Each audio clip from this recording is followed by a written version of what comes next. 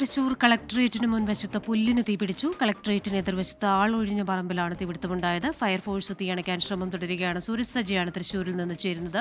Sooraj, good evening. ആളൊഴിഞ്ഞ പറമ്പിലാണ് ഈ തീപിടുത്തമുണ്ടായതെന്ന് മനസ്സിലാക്കുന്നു. ഇതിന് കാരണം എന്താണ്?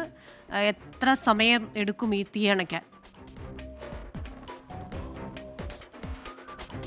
ക്രിസ്റ്റിന, വലിയ ഒരു വ്യാപ്തിയിലുള്ള സ്ഥലമാണ്. അവിടെയാണ് ഇപ്പോൾ ഈ തീപിടുത്തം ഉണ്ടായിരിക്കുന്നത്. തൃശൂർ കളക്ടറേറ്റിനും വെസ്റ്റ് പോലീസ് സ്റ്റേഷനും ഇടയിലുള്ള ഒരു സ്ഥലമാണ്.